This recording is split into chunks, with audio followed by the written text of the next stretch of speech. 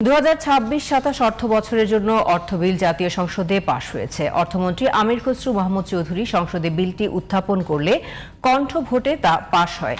Budget আলোচনার সমাপনী বক্তব্যে অর্থমন্ত্রী জানান, অর্থনীতি পুনরুদ্ধারের প্রস্তাবিত বাজেটে বিনিয়োগ কর্মসংস্থান বৃদ্ধিতে সর্বোচ্চ গুরুত্ব দেওয়া হয়েছে।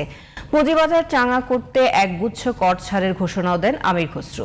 বাংলাদেশের আবেদনের প্রেক্ষিতে এখন পর্যন্ত বিভিন্ন দেশে পাচার হওয়া ৭২,৩৪৩ কোটি টাকা জব্দ করা হয়েছে বলেও জানান অর্থমন্ত্রী।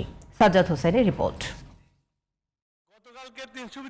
নতুন অর্থবছরের জন্য প্রস্তাবিত বাজেট নিয়ে সমাপনী বক্তৃতায় অর্থমন্ত্রী জানান, বিপর্যস্ত অর্থনীতি পুনরুদ্ধারে ঋণ নির্ভরতা কমিয়ে বিনিয়োগ ও কর্মসংস্থান বৃদ্ধিতে গুরুত্ব দেওয়া হয়েছে। করের হার নয়, আওতা বৃদ্ধি করে রাজস্ব লক্ষ্যমাত্রা অর্জন সম্ভব মন্তব্য করে অর্থমন্ত্রী পাচারকারীদের বিরুদ্ধে কঠোর অবস্থানের কথা জানান। এখন পর্যন্ত 13টি দেশে পাচারকৃত অর্থ উদ্ধারে আবেদন করা হয়েছে এবং দেশ বিদেশে ৭২,০০০ কোটি টাকারও বেশি জব্দ করা হয়েছে বলে জানান আমির খসরু মাহমুদ চৌধুরী। ক্ষুদ্র ব্যবসায়ীদের সুবিধার্থে বা ক্ষেত্র বিশেষে হয়রানি বন্ধে তাদের সামর্থ্য অনুযায়ী ফ্ল্যাট রেটে ভ্যাট প্রদানের উদ্যোগ গ্রহণ করেছি।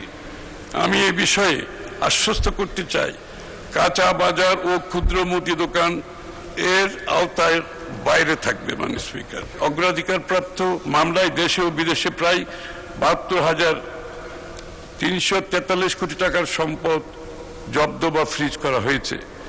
ঝিমিয়ে পড়া পুঁজিবাজারকে শক্তিশালী করতে কোম্পানি ও ব্যক্তি শ্রেণীর লভ্যাংশ কর কমানো, শেয়ার বাজারে তালিকাভুক্তিতে কর ছাড় সহ একগুচ্ছ প্রস্তাব দেন অর্থমন্ত্রী।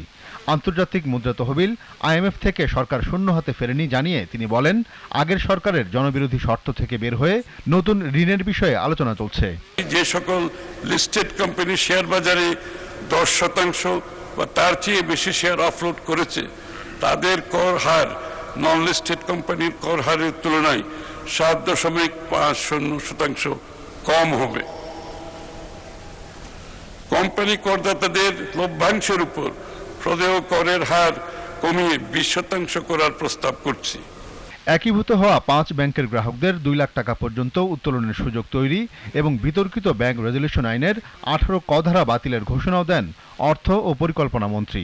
ব্যাংক রেজুলেশন আইন 2026-এর ধারা 18 ক বিষয়ে বিভিন্ন অংশীজনের মতামতের ভিত্তিতে সরকার এই ধারাটি বিলোপের সিদ্ধান্ত নিয়েছে। যারা জনগণের সম্পদ লুট করেছে তাদের ছাড় দেওয়া হবে না। অন্যদিকে আমানতকারীদের আমানতের সুরক্ষা নিশ্চিত করা হবে।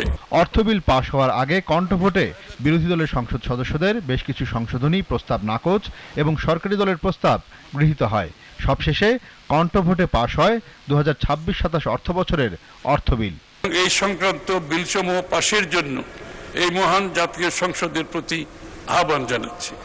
Sajjad Hossain, GTV news, Dhaka.